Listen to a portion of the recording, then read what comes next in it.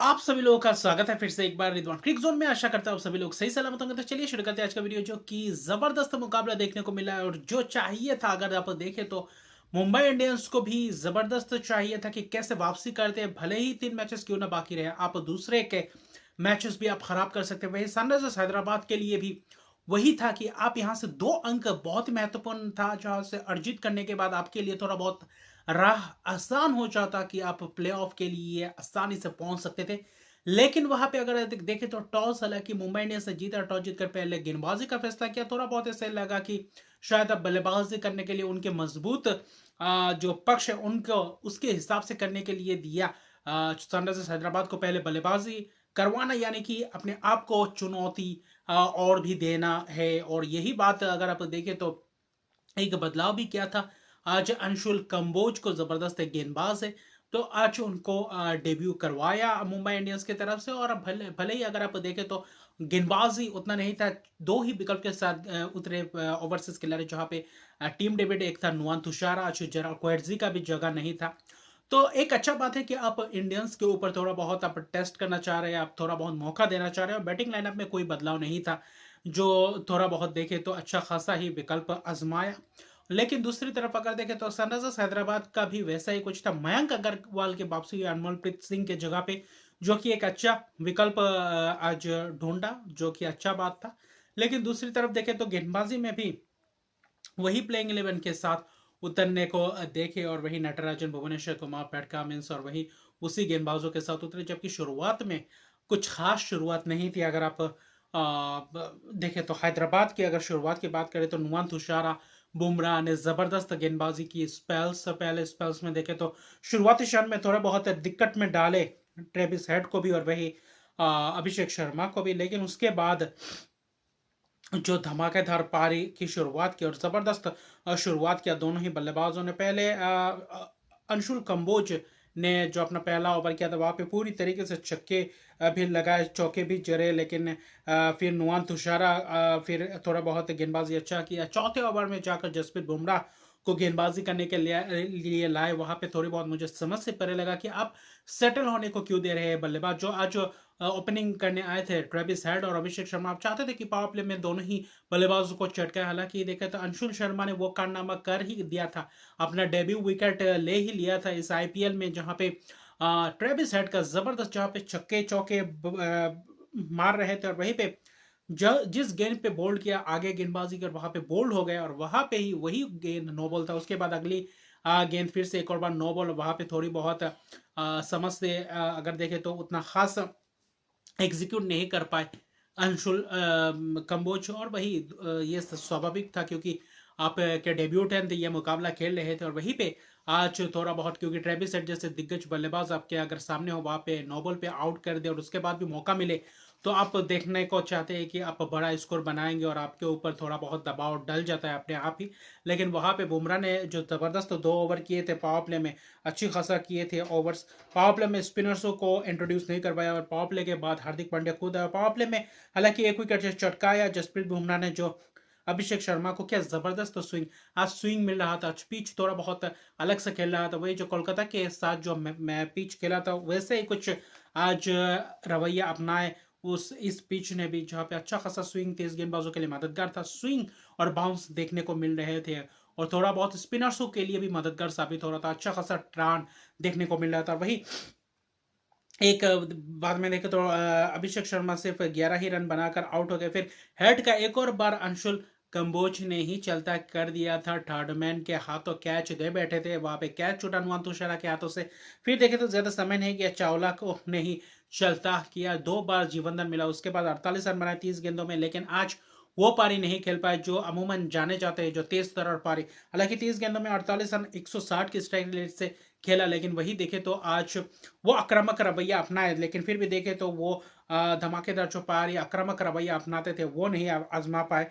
हालांकि power play में भी अच्छा खासा 56 रन की देखे तो रन बनाए, लेकिन बीच में मिडिल ओवर्स में पूरी तरीके से थम सा गया था, जहाँ पे हार्दिक पांड्या और चावला की जबरदस्त गेंदबाजी, और दोनों ही स्पिनर्स के आते ही, और वही तेज गेंदबाज मीडियम पेस भी अच्छा खासा स्लोअर डिलीवर्स किए, वहां पे फंसते हुए दिखाई दे, वहां पे शॉट मारने को जा रहे थे। और वही अच्छा खासा कैच दे बैठते, वहां पे विकेट्स अपना गंवा रहे थे। और ट्रेविस हेड को भी वैसा ही क्या डीप स्क्वायर लेग में वहां से जबरदस्त वो कैच तिलक वर्मा ने लिया। 48 पे चलता क्या चाला किया, जबरदस्त स्पिन देखने को मिले। फिर मयंक अग्रवाल को अंशुल कंबोज ने चलता कि जबरदस्त वो मिड ऑफ के ऊपर से मारने की कोशिश है, वहां पे बोल्ड कर दिया, जबरदस्त पहला विकेट चटकाया। नीतीश रेड्डी आया, थोड़ा बहुत रन बनाया, लेकिन पार्टनरशिप बिल्डअप नहीं हो रहा था। जो हेड का विकेट गिरने के बाद वो पार्टनरशिप, अर्शदीप के पार्टनरशिप के बाद गुच्चों में विकेट गिर रहे थे हेड के बाद। फिर नीतीश रेड्डी, फिर क्लासन क्लासन को भी जबरदस्त अंदाज में गुगली में फंसाया, और जहाँ पे खड़े खड़े छक्के मारने की कोशिश कर रहे थे बैकफुट से, और वहां पे फंसते हुए दिखाई दिए। 2 रन बनाया नीतीश रेड्डी ने, अच्छा खासा शुरुआत किया था, लेकिन उसको लंबे पारी में भुना नहीं पाया। 20 रन बनाए।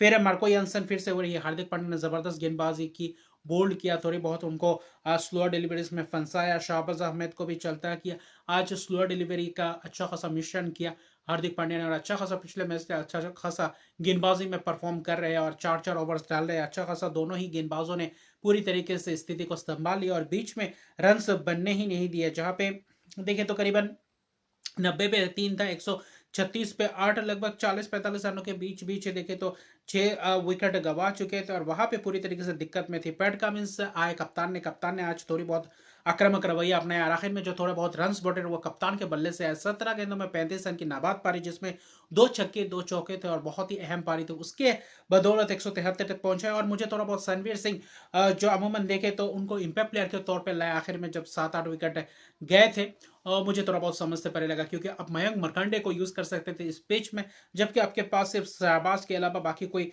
आपके पास मौजूद नहीं था जो अच्छा खासा बल्लेबाजी करे। लेकिन आपने वही करके दिया जहां पे आपने पूरी तरीके से आसान सा कर दिया था। वही मुश्किलात में थे, हालांकि सनवीर सिंह भी खेल रहे थे, लेकिन बल्लेबाजी में अच्छा खासा था। बॉलिंग तो पूरी तरीके से देखे तो गेंदबाजी नहीं, बल्लेबाजी का ऑप्शन यूज किया, मुझे थोड़ा बहुत समझ से परे लगा। आखिरी जो पार्टनरशिप स्तर पर 36-38 रन की पार्टनरशिप, उस पार्टनरशिप ने जो 173 तक लेकर गए, और वही आखिर में थोड़ा बहुत साबित हुआ। 3 विकेट हार्दिक पांड्या ने लिए, 4 ओवर में 31 रन दिए, चावला ने 4 ओवर में 33 रन देकर 3 विकेट। वही बुमराह का जबरदस्त स्पेल, हालांकि 1 विकेट चटका, 23 रन किफायती स्पेल।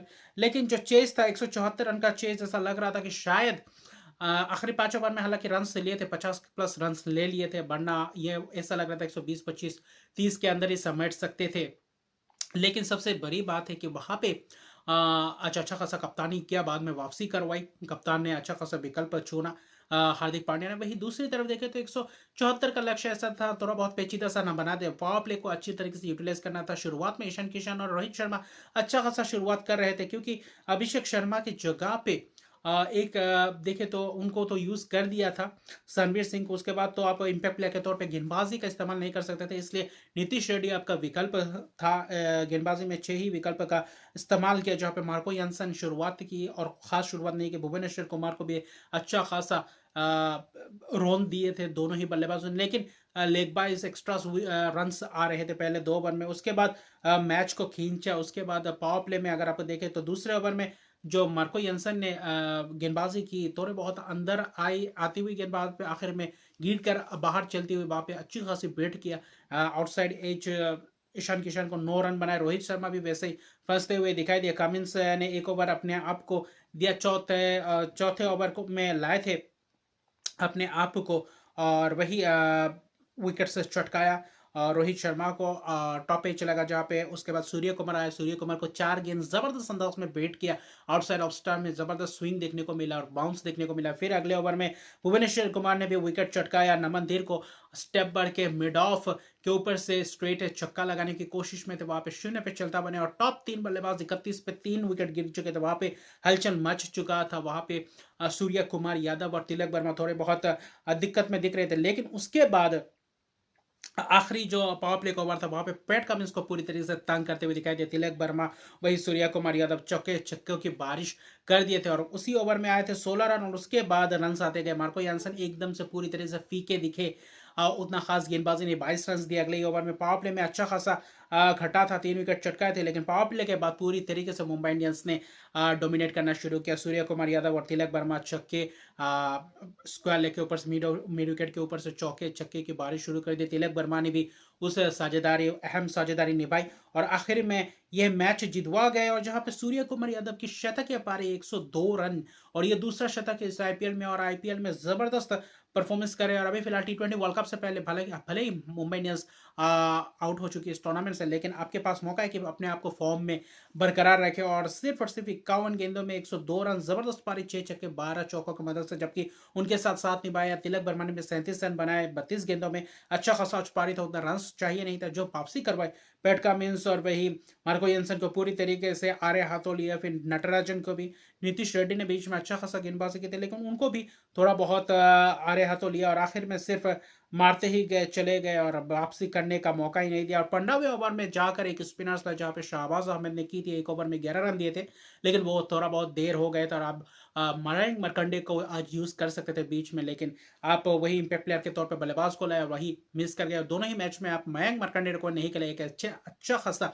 लेग स्पिनर जो अमूमन इंडिया के अभी पीछे जो अभी फिलहाल लेटर जो आखिरी स्टेज है लीग का, वहां पे स्पिनर्सों के लिए मददगार साबित होता है। और इस पिच पे भी मददगार साबित होता है, क्योंकि चावला ने भी 3 विकेट चटकाए थे, तो ये आपने ट्रेक मिस कर दिया। वहां पे सूर्य कुमार के जो पहले 7-8 गेंदों के बाद तिलक वर्मा ने जो 1-2 ओवर बीच में पावर प्ले में अच्छा खासा गेंदबाजी की थी, भुवनेश्वर कुमार और वही पैट कमिंस उसके बाद वापसी करने ही नहीं दिया। और उसके बाद अच्छा खासा आ रहे हाथों लिया और जिसके तहत 7 विकेट से मुकाबला जीता और शतकीय पार्टनरशिप। हालांकि देखे तो 31 पे 3 होने के बावजूद इस मुकाबले में आखिर में आपने देखा 143 रन की पार्टनरशिप आखिर में 17.2 ओवर में, और छक्का लगाकर शतक भी पूरा किया और छक्का लगाकर मैच भी जितवा दिया। और जबरदस्त मैच, हालांकि एक एक विकेट चटका है पैट कमिंस और मार्को जेनसन पहले पावर प्ले में 3 विकेट चटका दिए थे, उसके बाद आपके पास स्पिनर्स के यूज होता तो अच्छा खासा रहता, लेकिन वहां पे विकेट नहीं चटका पाया और पूरी तरीके से सूर्य कुमार यादव और तिलक वर्मा इस मैच को आपसे दूर ले गए। और इस मैच को 2 अंक लेकर अभी फिलहाल 9वें पायदान पे आए हुए हैं मुंबई इंडियंस। लेकिन सबसे ज्यादा दिक्कत अभी फिलहाल सनराइजर्स हैदराबाद को होने वाली है कि यहाँ से 2 अंक लेना था, लेकिन अभी 3 में से 2 मुकाबला जीतना है, तभी जाके क्वालिफिकेशन का सिनेरियो आपके लिए प्लेऑफ्स के लिए रास्ता बन सकता है। लेकिन अभी मुश्किल से मुश्किलात हो गए और वही सूर्या की जबरदस्त शतक, और ये क्या शतक भरा पारी देखने को मिला और ग्लैमरस शतक में कहूंगा, इस अहम पारी को संभाला, अगर मैं शतक के पारी लेकर मैच को भी जीता और जबरदस्त मैच रहा आखिर में जाते जाते। तो मिलते हैं अगले वीडियो में, अभी के लिए इतने। अगर अभी तक मेरे चैनल को सब्सक्राइब नहीं किया तो मेरे चैनल को सब्सक्राइब कर दीजिए, लाइक शेयर कमेंट जरूर कीजिए। तब तक के लिए गुड बाय।